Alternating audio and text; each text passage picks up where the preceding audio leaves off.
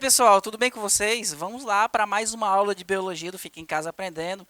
Eu sou o professor Celso Ramos e nós vamos agora estudar sobre os moluscos, tá bom, pessoal? Nós estamos numa série em que nós estamos trabalhando, estudando sobre os animais, né? Nós estamos na parte de zoologia, estudo dos animais. Nós já analisamos as características dos principais, de alguns filos, né? Falei sobre os poríferos, falei sobre os quinidários, plateumintes, nematódeos e agora nós estamos aqui, ó, falando sobre os moluscos, tá?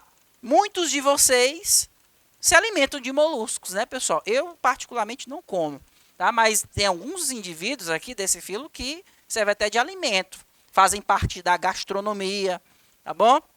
Então vou falar sobre as características gerais do filo e sobre a diversidade dos moluscos, né? Colocar algumas classificações de moluscos.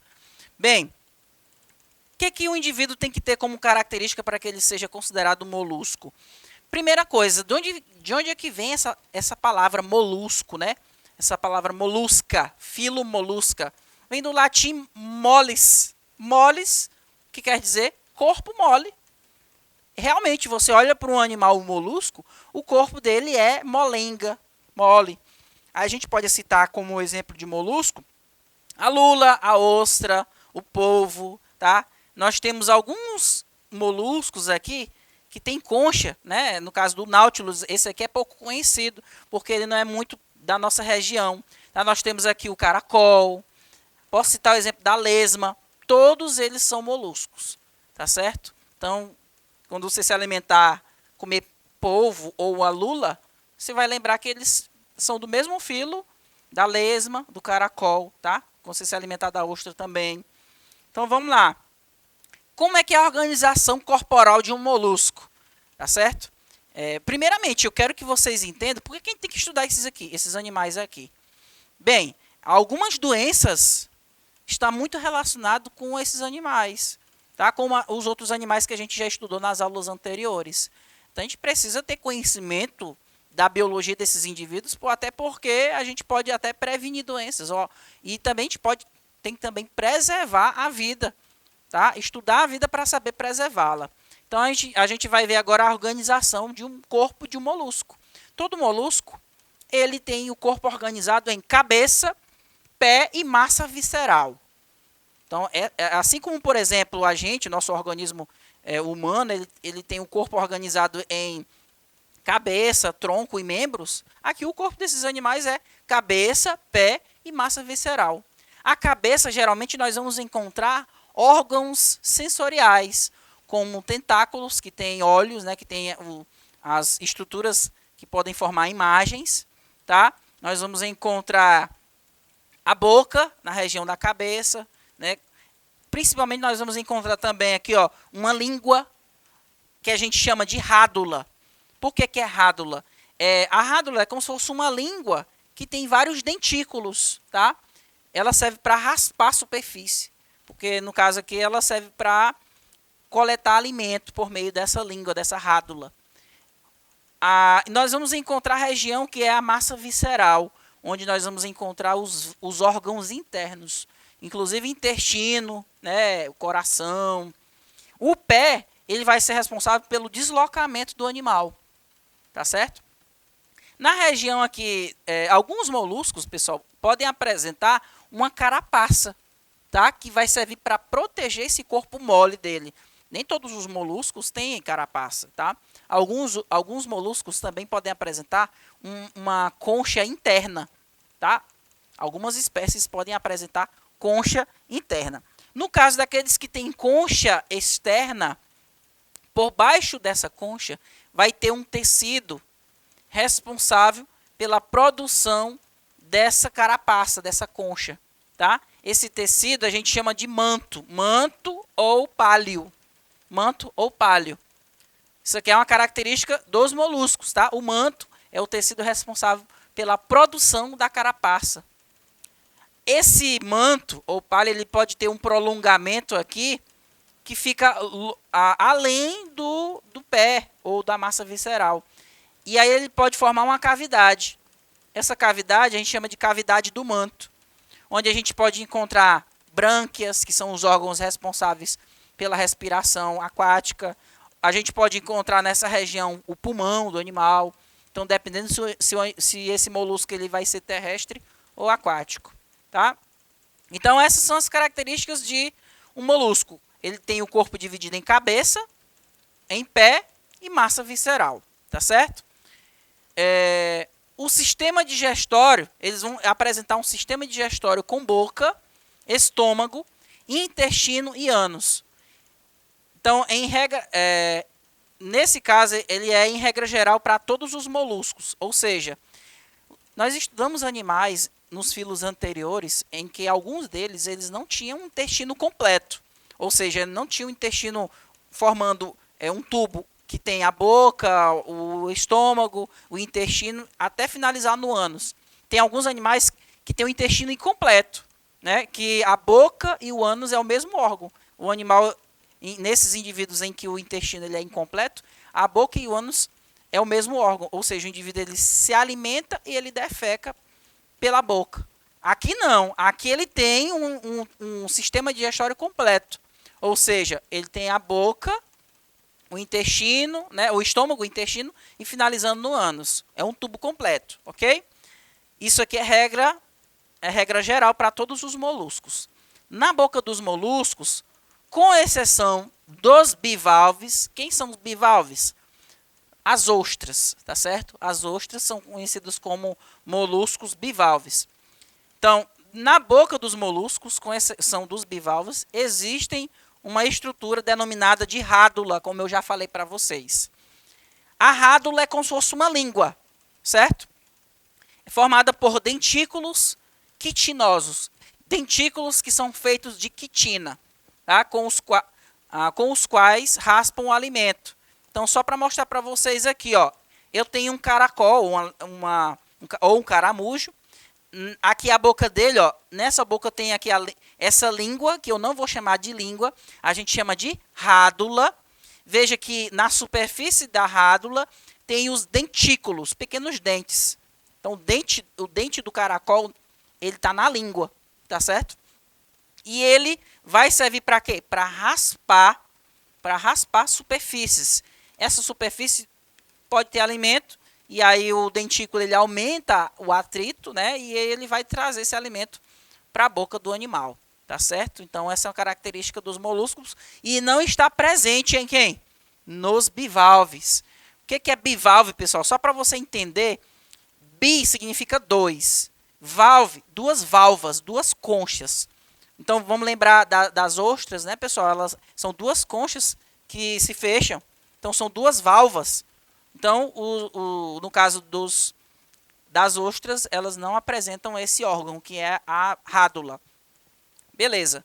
Então, outra característica dos moluscos, sistema circulatório aberto. Tá certo? A maioria tem uma boa quantidade de moluscos que apresentam sistema circulatório aberto. No caso dos moluscos conhecidos como cefalópodes, esses indivíduos cefalópodes aqui, quem são os cefalópodes? As lulas, os polvos. Nos cefalópodes, o sistema circulatório é fechado. Qual é a diferença entre sistema circulatório aberto e sistema circulatório fechado? Está aqui, pessoal, vou apresentar para vocês. Vamos lá. Nesse primeiro sistema aqui, o sistema circulatório aberto, eu tenho aqui o coração, né? O sangue ele vai circular aqui pelo coração, que é a bomba, é um órgão musculoso, né? Que serve para bombear o sangue. Aí ele vai circular, vai levar o sangue até o corpo. Aí esse sangue, ele, no interior desses vasos sanguíneos, vai promover a ramificação, vão ficando cada vez com um calibre menor. Aí vai chegar numa região em que o sangue vai sair de dentro do vaso sanguíneo e vai circular por cavidades entre as células. Essa cavidade aqui, que está fora do vaso sanguíneo, chama de hemocele. Tá? São espaços sanguíneos que ficam no interior dos órgãos. Então, por isso que o sistema circulatório aqui é aberto, porque o sangue sai de dentro do vaso sanguíneo e vai circular no espaço chamado hemocele, que fica no interior dos órgãos. Ok? Onde é que eu vou encontrar o sistema circulatório aberto? Aonde? Em todos os moluscos, com exceção de quem? dos cefalópodes. Para lembrar vocês quem é cefalópode, lembra do polvo da lula, tá? E dos náutilos. Eu vou mostrar para vocês quem são os náutilos. É só você lembrar que céfalo significa cabeça. Você olha, lembra do molusco que tem só a cabeça? Você olha para um polvo, só tem cabeça, né, pessoal? Você olha para uma lula, só tem cabeça. A cabeça dele é bem desenvolvida. Então, nesses indivíduos aqui, eles não têm sistema circulatório aberto. O sistema circulatório deles é fechado. Ou seja, o sangue só vai circular no interior de vasos sanguíneos. Tá certo? Ele não vai sair de dentro desses vasos de jeito nenhum. Beleza? Então, quem é que tem sistema circulatório aberto? Vamos lembrar aqui. Eu tenho o caracol, a lesma, tá certo? Eu vou citar para vocês os caramujos, ok? Então, esses indivíduos aí têm sistema circulatório aberto. Vamos lá. Próxima situação que eu quero trabalhar com vocês é sobre a diversidade dos moluscos. Classificação. A gente classificar, saber quais são as classes dos moluscos. Tem aquelas classes que são mais conhecidas e aquelas classes que são menos conhecidas, tá? Eu vou começar a falar para vocês, explicar para vocês sobre as classes mais conhecidas, porque ela tem muito a ver com o nosso cotidiano. Com certeza, em algum momento da sua vida, você vê um vídeo ou até mesmo se alimentou de alguns desses animais, que são mais conhecidos, né, do filo dos moluscos. Então, vamos lá. Nós temos os conhecidos, a classe dos gastrópodes, dos bivalves e dos cefalópodes. Esses são os mais conhecidos. Os que são menos conhecidos, ó, monoplacófora, poliplacófora, aplacófora. Então, vou começar pelos moluscos que são mais famosos, tá? Classe dos gastrópodes. Gastrópode, pessoal, inclui todos os caracóis, todas as lesmas, todos os caramujos. São dotados de concha em peça única, sem articulação e que se locomovem graças a um volumoso pé, localizado na região ventral. Então, a maioria dos gastrópodes apresentam uma carapaça, né? Uma carapaça sem articulação, formato ali de uma espiral, tá? Quem é que não tem essa carapaça? São as lesmas, tá? Geralmente as pessoas confundem as lesmas com as planárias. Lembra que a gente estudou sobre os plateumintes? Planária é um plateuminte, um verme chato. É totalmente diferente do molusco, tá? O molusco ele é um animal mais evoluído, ok? Beleza, então gastrópode é o grupo mais diversificado. Você vai encontrar gastrópodes em ambiente de água salgada, é o exemplo dos caramujos, tá? Você vai encontrar gastrópode em ambiente de água doce, tá certo? Nós vamos encontrar lesmas e caracóis. Aí você me pergunta, tem diferença de caracol para caramujo? Caracol é terrestre, caramujo é aquático, ok, pessoal? A lesma não tem aquela carapaça, tá certo? Vamos lá, a segunda classe aqui dos moluscos mais conhecidos. Aliás, ainda tem essa característica aqui, ó. A diversidade de modos de reprodução nos gastrópodes ela é muito grande. Existem espécies de sexos separados, ou seja, tem gastrópodes, no caso, tem o indivíduo do sexo masculino e o indivíduo do sexo feminino, ou seja, indivíduo dioico, sexo separado, tá? Outras espécies de gastrópodes podem ser hermafroditas, ou seja, tem ambos os sexos. Eu posso ter caramujos ou lesmas que têm o sexo masculino e feminino no corpo do mesmo indivíduo. Mas mesmo assim eles precisam de um parceiro sexual, tá certo? A fecundação pode ser externa ou interna, dependendo da espécie. Ou seja, os gametas podem fecundar-se no interior do corpo do animal ou fora do corpo dele. E o desenvolvimento pode envolver fases larvais ou pode ser um desenvolvimento direto. Ou seja, se o indivíduo ele produz uma larva, ele é desenvolvimento indireto. Se por acaso a espécie de caramujo ou de gastrópode, ou de... é isso mesmo, se a espécie de gastrópode produzir uma larva, aí o desenvolvimento vai ser indireto, tá certo? Se o filhotinho nasce igual como se ele vai ser quando ele for adulto, aí o desenvolvimento é direto, tá? Ou seja, sem formação de larva. Beleza. Olha aqui, pessoal. Algumas das estruturas internas de um gastrópode, tá? Nós vamos ter aqui o tentáculo, a boca com a rádula, o intestino, que é um tubo completo, vai finalizar-se com o ânus aqui, próximo ao início aqui dessa carapaça, tá certo? O pulmão vai se localizar na cavidade do manto. Lembra que o manto é aquele tecido responsável pela produção da concha, tá certo? Então vamos lá. Próxima classe, bivalve. Os bivalves são moluscos cuja concha é formada por duas válvulas. Lembra que eu falei para vocês? Bi quer dizer dois. Duas conchinhas juntas, tá? São duas válvulas. Aí eles são bivalves. Eles são animais que geralmente ficam fixos no chão, na verdade no substrato. Eles podem formar um tipo de secreção chamado de biço, que faz com que eles fiquem presos. Tá? A gente pode citar vários tipos de bivalves. A gente pode citar, por exemplo, os mariscos, né? A gente pode citar as ostras como bivalves. Em sua maioria são animais filtradores. Eles retêm partículas partículas que são presas nas brânquias. As brânquias servem tanto para a respiração como para a captura de alimento.